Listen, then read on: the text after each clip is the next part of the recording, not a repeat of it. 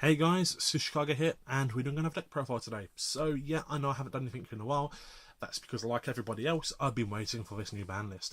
Luckily, the list didn't hit a single thing on this deck, and it actually aided it in, if anything. It took away problems for it, and it added a bit of speed to it.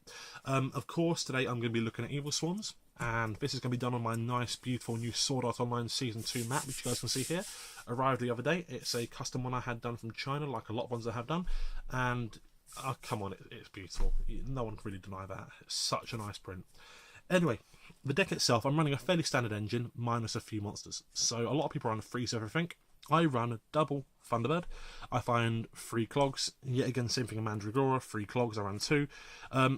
When you're making the first 10 plays, and you are getting first, then it's just less relevant because you can't really special summon it because your opponent won't have anything out yet. So yeah, just running a 2. 3 is too much. I then have the free caster. We all know why this is a good card. We've got the free Kirkian, which is what really made this deck viable, because it was just too slow without him. We have the free Heliotrope, and everyone knows what's coming now, of course. Rabbit, the reason you run the Heliotrope. So, yeah, very standardised monster lineup. The thing that made me really happy about the new ban list is this right here, of course, Rota being back at 3. Makes the deck really consistent, means I open up Ophion a lot, because it's just so easy getting these guys in hand. You sometimes will find you're going to have a dead Rota now and then, but that's why you run things like Emerald to recycle monsters to make more plays. Yeah, what can I say really? It's just great. I'm so glad this came to 3 now. Beyond that, consistency. So yeah, Upstart's one of my favourite cards. Making it a 37 card deck, and this effectively cutting down even lower than that, making it down to 34, you could say. Yeah, consistency is such a good thing, and it's nice to side out when you need to. So, it's a bit of a no-brainer. I then have the 1 Soul Charge. Doesn't bother me too much because I've run it at 1 anyway. The only thing I'm sad about Soul Charge with really is Mermails, but whatever. It's one example. I have Fisher, a nice bit of banishment. Yes, they do conflict, but you're not always going to have both of them available at the same time, and you can play around it and stuff. So, yeah. I have the Book of Moon, also in DT, so I'm trying to DT this deck as much as I can. We all know it's good. I have then got Triple Chalice. So Chalice is great right now. Artifacts are still a very big problem. Of course, when you've got Ophion on the board, they can't really bring them out, but they can break through you and do stuff, or they can just interrupt you while you're making the Ophion plays. Yeah, I like the fact I can draw into this as an out, so I don't have to run on setting a card, because that just makes this deck way too slow. And also this card looks absolutely awesome in Ultimate Rare. It's just a pain in the arse getting 3 ultis. I then have a card I love so much now. Kaiser Colosseum. If you throw this down on the board and then make a big monster and sit behind it, it is such a pain for your opponents, especially if they don't know MSTs. And a lot of people aren't maining MSTs right now. So, yeah, it's just a really nice card.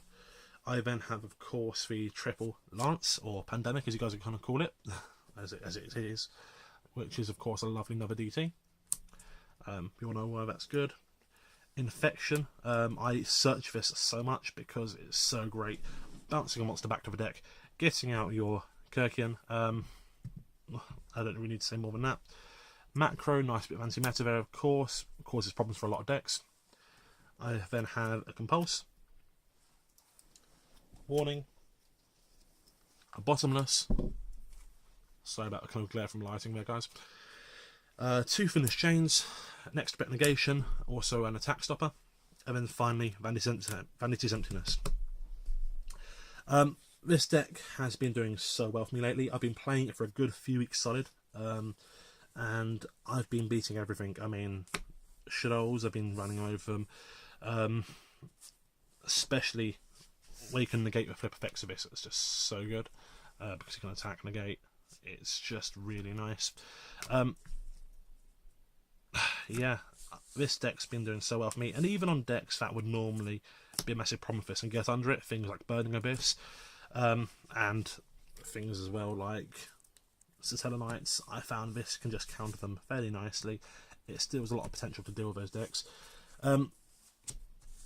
Some cards in here can still be a problem for them. You don't necessarily always have to go with Ophion, and then the triple lance in here. Yeah, that really is very useful, especially against things like Burning Abyss, which tend to main a lot of back row. So I'm scooping all of these out of the way. Right, moving on. That was a standard 40 card main deck, of course.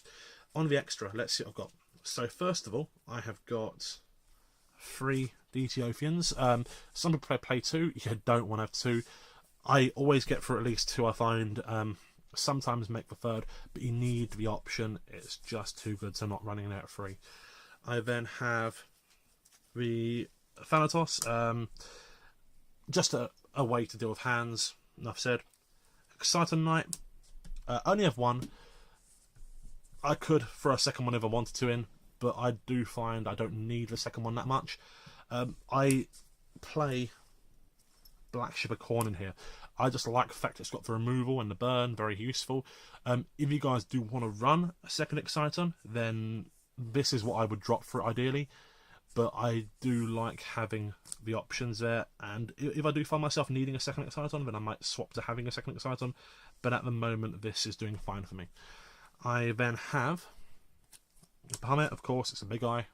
Don't need to say more than that. Nightmare stops a lot of decks dead in their tracks. It's so funny. Emerald, recycling things back. You're not always going to have banishment on the field at all times, so yeah, you can do that. Dweller, we all know why Dweller's good. We all know what Dweller does. Honor Rock, because taking things and making a wall is good a lot of the time. 2 of these guys, Castells. One of the best rank 4s in the game right now. It puts things back in the opponent's deck to hurt their consistency. It slows play. It slows your opponent down because it removes stuff from the field without having to worry about destroying it. So it gets around a lot of effects that are annoying right now. Such a good card. Key Beetle, because of course Key Beetle can cause locks. Things like your Kaiser Colosseum, things like Vanity's Emptiness, just defending them. It can cause a big problem for your opponent. And right now, one of my favourite cards in this deck, Heartland Draco. Simply said, Heartland Draco mixed with Kaiser Colosseum is absolutely hilarious, because if your opponent doesn't have a way to get rid of the back row, then this is such a problem for them, because they can't attack it, they can't bring out multiple monsters to get around it, and this can just attack a few times and just do a lot of damage to your opponent's life. So yeah, it's a great combination, and it causes a lot of problems for a lot of people that don't see it coming. So it's just simply really nice. So that is the deck itself. I don't have a side made up because I'm still playing around with that. Cards that are worth thinking of in the side are things like, of course, one of the forgotten Evilswarms. Bounces something back to the hand, so it gets rid of a lot of things that are annoying, of course, seeing as it is basically a compulsor that will just sit there once you set it. Also nice defense at 1850, so it will defend against a lot of attacks. So this is really relevant for a lot of situations, helps with things like shadows and whatnot. It's worth thinking about having that on the side. Also, seeing as we are now running a lot of rotors, you've got to think of things like this as well. I've been playtesting with this as a siding option, just 1 or 2 in there, because of course you can search it out of those rotors. It's a light, so it doesn't get hurt by shadow imprisoning, and you can just attack into your opponent and just bounce their stuff back. Well, not so much bounce it back, but bounce it off the field entirely to banish it. So it gets around the shadow stuff, so yeah, it's really nice. It gets rid of problems on the field. Nice card. I don't see a lot of people play it these days. I know it's not as good as it used to be, but it is still very relevant in certain situations, especially with that rotor that's now being kind of put back up again. Anyway, that's my video. As always, feel free to comment, subscribe, give me a rating, whatever you guys want to do. If you leave me a message, I will try and get back to you as soon as I can. I'm happy to help you guys out with anything you need, and I'm happy to discuss any ideas you guys have.